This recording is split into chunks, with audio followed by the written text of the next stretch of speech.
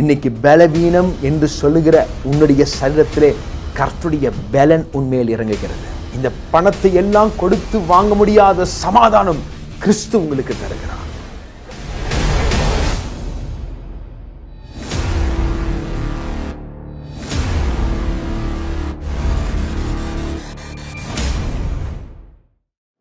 சாத்தியமற்றவைகளை சாத்தியமாக்கும் இயேசு கிறிஸ்துவின் இணையற்ற நாமத்தில் உங்கள் ஒவ்வொரு பேரையும் வாழ்த்தி இன்றைக்கு இந்த நிகழ்ச்சிக்கு வரவேற்கிறேன். We bring greetings to you in the name of Jesus, who can turn all of your impossibilities into possibilities. இன்றைக்கும் இந்த சாத்தியம் என்ற நிகழ்ச்சியின் வழியாக நேரடியாக உங்கள் இல்லங்களிலே உங்களை சந்திப்பதில் நாங்கள் பெரும் மகிழ்ச்சி அடைகிறோம். It's such a great joy for us to meet you all at your homes today. Through this program, it's possible. இந்த நிகழ்ச்சியை குறித்தும் ஏஞ்சல் டிவி குறித்து உங்கள் உற்றார் உறவினர் நண்பர்களுக்கு தெரியப்படுத்துங்கள். அதன் வழியாக கிறிஸ்துவின் சுவிசேஷத்தை நீங்களும் பிரசங்கிக்கிறீர்கள். Do share about this program and Angel TV to all your near and dear ones, and through that even you will be preaching the gospel of Christ. எங்களுடைய ஊழியங்களுக்காக உங்களை தனிப்பட்ட ஜெபத்திலே நினைவு கூறுங்கள். Do remember our ministries in your personal prayers. எங்களுக்காக ஜெபித்துக் கொள்ளுங்கள். Continue to pray for us. நாங்கள் செய்கிற ஊழியங்களுக்காக நீங்கள் உங்களுடைய தனிப்பட்ட ஜெபத்திலே ஜெபிக்கும்படி உங்களை தாழ்மையோடு கேட்டுக்கொள்கிறோம். I humbly request you to pray for our ministries in your personal prayer. கர்த்தருடைய நாமம் மகிமைப்படுவதாக. May the name of the Lord be glorified. இன்றைக்கும் தேவ ஆவியானவர் நம்மோடு கூட பேச போகிறார். Even today the Spirit of God is about to talk to us. விசுவாசிகள் ஒரு ஆமென் சொல்லுவீங்களா? Those of you who believe it, shall we say an amen? ஒரு வசனத்தை நாம் வாசிப்போம். We'll read a verse from the word of God. நீதிமொழிகள் 10 அதிகாரம் 22வது வசனம். Proverbs chapter 10 verse 22. கர்த்தரின் ஆசீர்வாதமே ஐஸ்வர்யத்தை கொண்டு வரும், அதனோடு கூட அவர் வேதனையை கூட்டார். The blessing of the Lord makes one rich, and he adds no sorrow with it.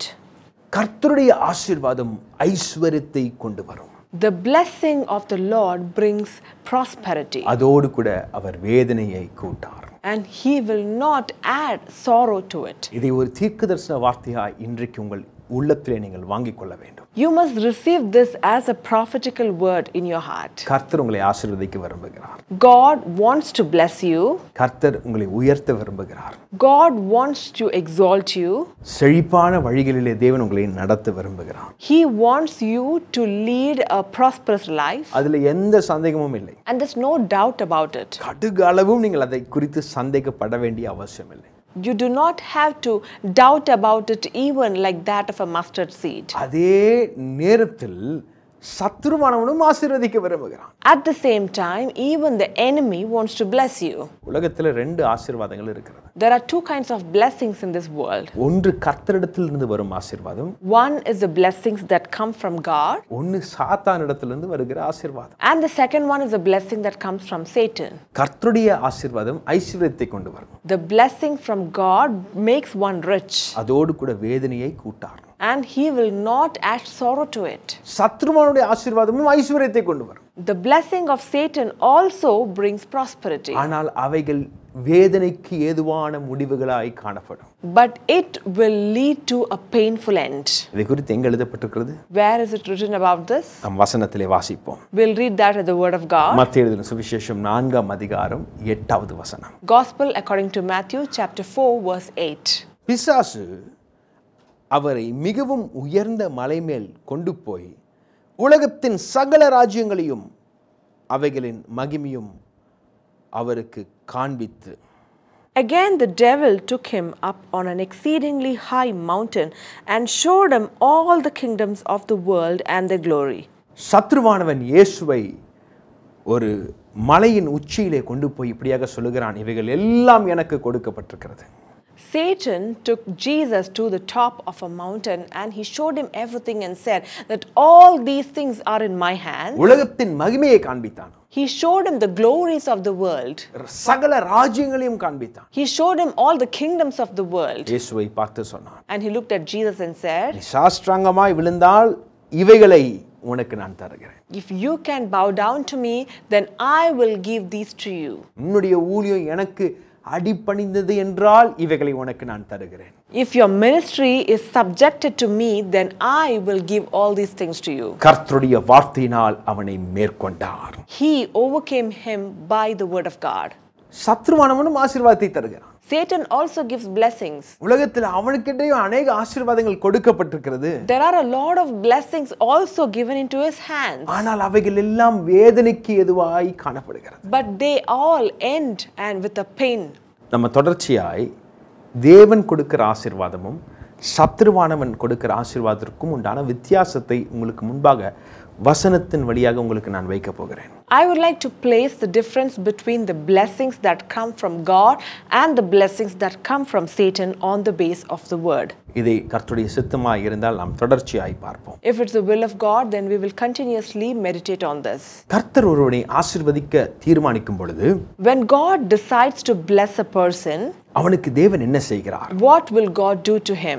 முதலாவது தேவன் அவனுக்கு செய்வது அவனுக்கு சம்பாதிக்கக்கூடிய பலனை தருகிறார். First thing that God gives him is he gives him the strength to earn. உபாகமம் 8ஆம் அதிகாரம் 18வது வசனம் அதை குறித்து சொல்லுகிறது. Deuteronomy chapter 8 verse 18 tells about this.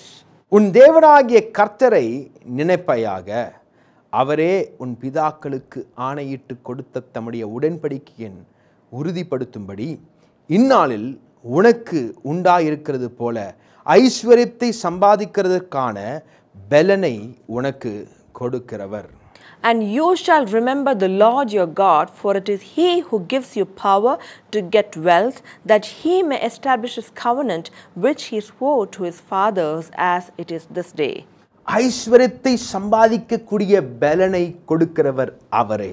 He is the one who gives you the power to earn money. ஆண்டவர் தான் நமக்கு பலனை தருகிறார். God gives us that power. இந்த சூழ்நிலையை பாருங்க. Look at the situation around. எவ்வளவு கடுமையான சூழ்நிலை. It's such a tough situation. அதன் மத்தியிலும் நமக்கு ஆகாரத்தை கொடுக்கிறார். And even in the midst of this, he is giving us food. நமக்கு உடுக்க உடையை கொடுத்திருக்கிறார். He is giving us clothes to wear. தங்குவதற்கு இடத்தை கொடுத்திருக்கிறார். He has given us home to live in. இது நம்முடைய பலத்தினால் அல்ல.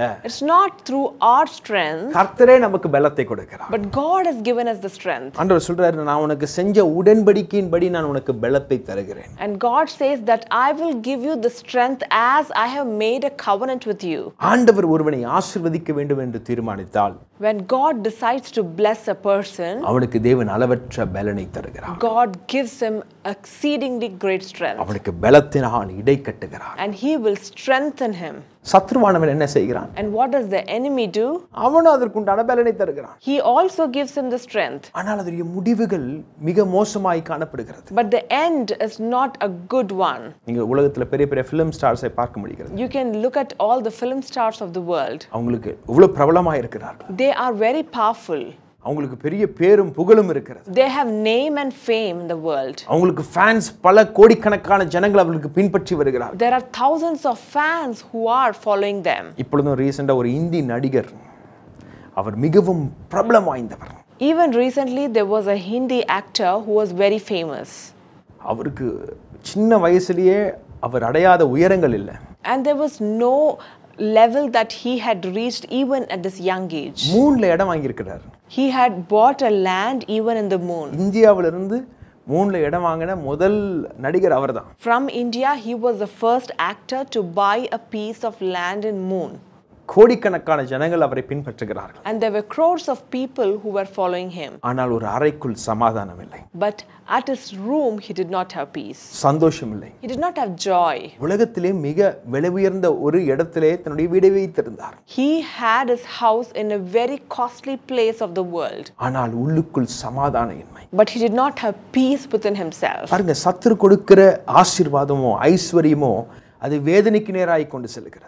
Look at how the blessings that the enemy gives is not to a good thing. ஒரு ராத்திரியிலே தன் உயிரை மாய்த்து கொண்டார். At one night he lost his life. ஐஸ்வரியம் இருந்தது. There was wealth that he had. நல்ல ஆரோக்கியம் இருந்தது. He had good strength and health. நல்ல பதவியும் நல்ல பெயர் புகழ் எல்லாம் இருந்தது. He had good name, he had good fame, he had everything that he wanted. ஆனால் வேதனை இருந்தது. But at the same time he also had pain. இந்த பணத்தை எல்லாம் கொடுத்து வாங்க முடியாத சமாதானம் கிறிஸ்து உங்களுக்கு தருகிறார். God, Jesus will give you the peace that you cannot buy with money. அப்ப ஆண்டவர் கொடுக்கிற ஆசீர்வாதம் எப்படி இருக்கிறது? But what kind of a blessings will God give? அது வெறும் ஆசீர்வாதமாய் மாத்திரமல்ல, It will not just be a blessing, இருதயத்திற்கு சமாதானத்திற்கு ஏதுவான காரியமாகவும் அது காணப்படுகிறது. but at the same time it will also be peaceful to your heart. இன்னொரு ஒரு பெரிய நடிகர் இருந்தார். There was another great actor. ஒரு பெரிய dancer in fact. He was a great dancer. ஒரு மைக்கேல் ஜாக்சன் என்று சொல்லப்படுகிற ஒரு மிகவும் பிரபலிய ஒரு நடன பாடகர். He was a great singer and dancer called Michael Jackson. அவரை எல்லாருமே வந்து இந்த நாட்களில் நான் நிறைய பேரை மீட் பண்ணுவோம். அவங்க சொல்லுவாங்க அவருடைய சில பழக்கங்கள்லாம் எனக்குள்ளே இருக்குன்னுவாங்க. Even today when I meet certain people, they say that I have certain habits of Michael Jackson in me. உலகத்தில் அவருக்கு எட்டாத புகழ் இல்லை. There was no other fame that he could not earn in the world. உலகம் முழுவதும் அவரை குறித்து தெரியாத நபரே இல்லை. And there was nobody in the world who did not know about him. அவருடைய டான்ஸே அவருடைய முத்திரை வாய்ந்ததாய் காணப்பட்டது. His dance was a signature. இன்றைக்கும் அந்த டான்ஸை ஆடும்பொழுது இது மைக்கேல் ஜாக்சன் டான்ஸ் என்று யாரா பார்த்தாலும் கண்டுபிடிச்சிருவாங்க. Even today, if somebody plays that dance, they will say that this is the dance of Michael Jackson. ஆனால் அறைக்குள் நித்திரை இல்லை. But he did not have sleep in his room. அறைக்குள் சமாதானம் இல்லை. They did not have peace in his room. ஒரு அறைக்குள் சந்தோஷம் இல்லை. They did not have joy in his room. சரித்திரம் எப்படியாக சொல்லுகிறது, ஒவ்வொரு ராத்திரியும் தூங்குவதற்கு தூக்கு மாத்திரை போடலன்னா அவருக்கு தூக்கமே வராது. The history says that if he did not take sleeping pills, he could not sleep at that night. சத்ருவானவன் கொடுக்கிற ஆசீர்வாதம் அது வேதனையையும் கொண்டு வருகிறது. The enemy gives the blessings that will give you pain. ஆனா ஆண்டவர் வாக்குத்தத்தமாய் இன்றைக்கு நமக்கு சொல்லியிருக்கிறார். But today God has given us this prophetical word. கர்த்தர் கொடுக்கிற ஆசீர்வாதமோ அது ஐஸ்வரியத்தை கொண்டு வரும், ஆனால் வேதனையை அவர் கூட்டார். The blessings of the Lord makes one wealthy, but at the same time he does not add sorrow into it. தேவன் வேதனைகளை எடுத்து போடுகிறார். God removes the sorrow out of it. உனக்கு சம்பாதித்து கொள்ளக்கூடிய பலனை தேவன் தருகிறார். God gives you the strength to earn wealth. இன்றைக்கு ஒருவேளை இந்த நிகழ்ச்சியை பலனற்று போய் நீங்கள் பார்த்து கொண்டிருக்கலாம். Maybe you are watching this program with all your strength being loosened up.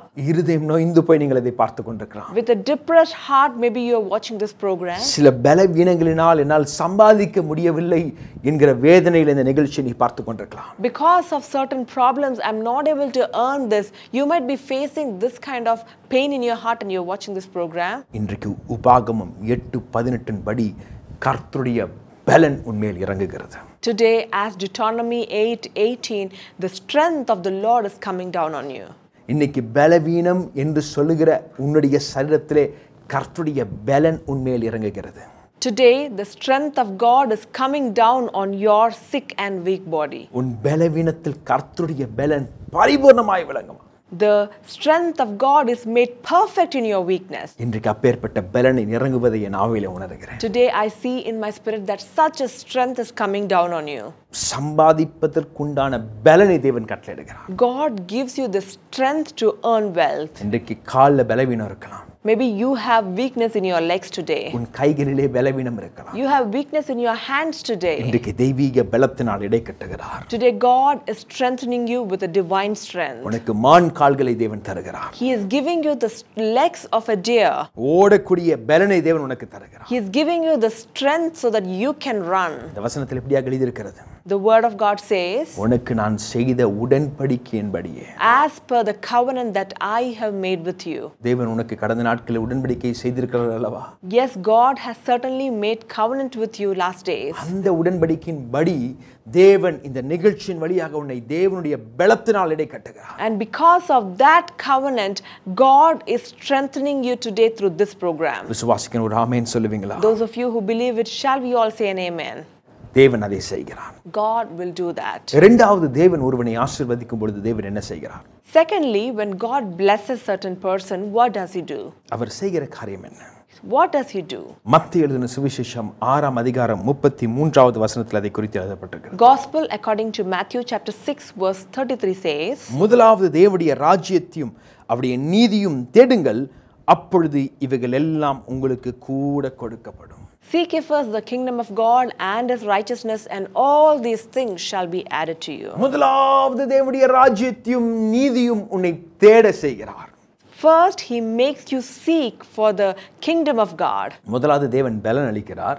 At first, he gives you the strength. இரண்டாவது தேவனுடைய ராஜ்யத்தையும் அவருடைய நீதியும் தேவன் உன்னை தேட செய்கிறார்.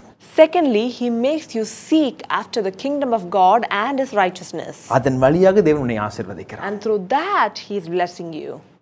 ஒரு சில ஆண்டுகளுக்கு முன்பாக அமெரிக்க தேசத்தில் டாலஸ் என்று சொல்லப்படுகிற ஒரு பட்டணத்திலே கர்த்தருடைய செய்தியை கொடுப்பதற்காக என்னை அழைத்திருந்தார்கள். Few years ago, I had been to Dallas to preach the word of God. தொடர்ந்து 3 நாள் அந்த இடத்துல கூட்டம்.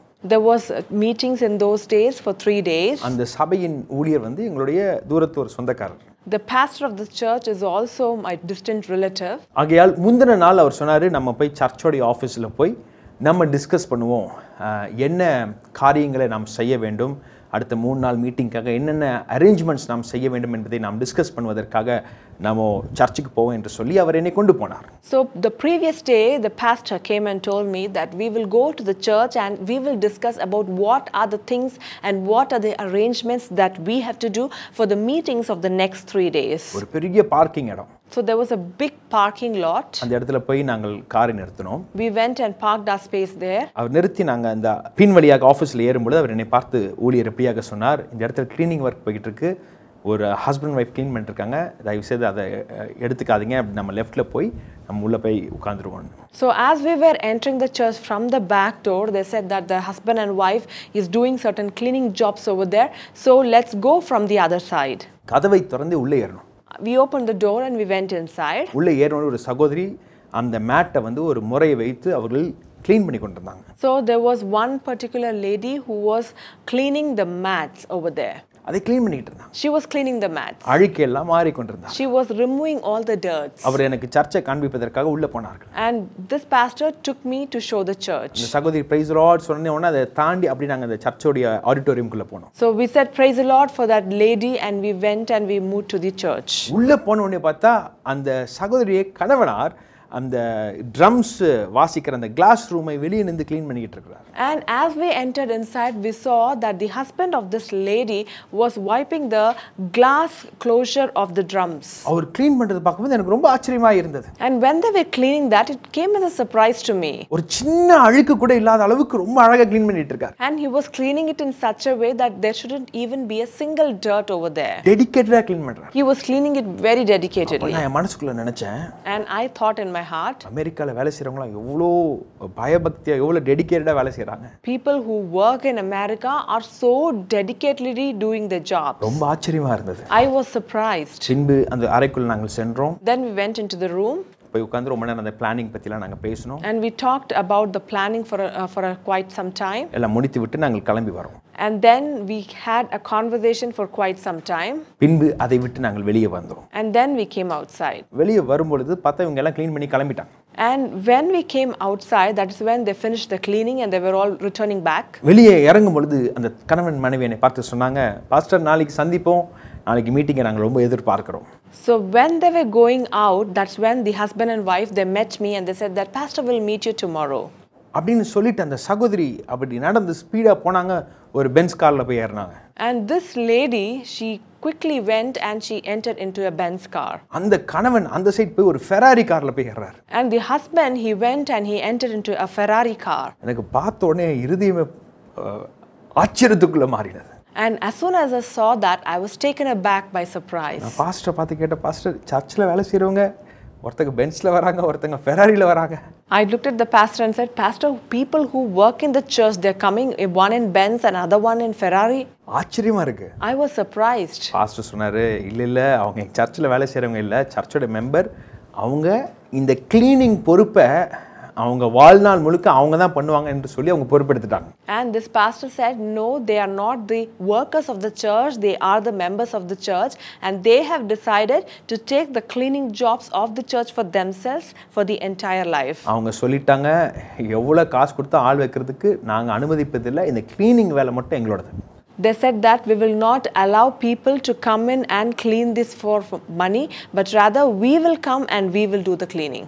அமெரிக்க தேசத்தில் இந்திய பணக்காரர்களுடைய பட்டியலில் மிகவும் உயரிய நிலையில் இருக்கிற மனிதன் அவர். He was one of the richest man among the Indians in America.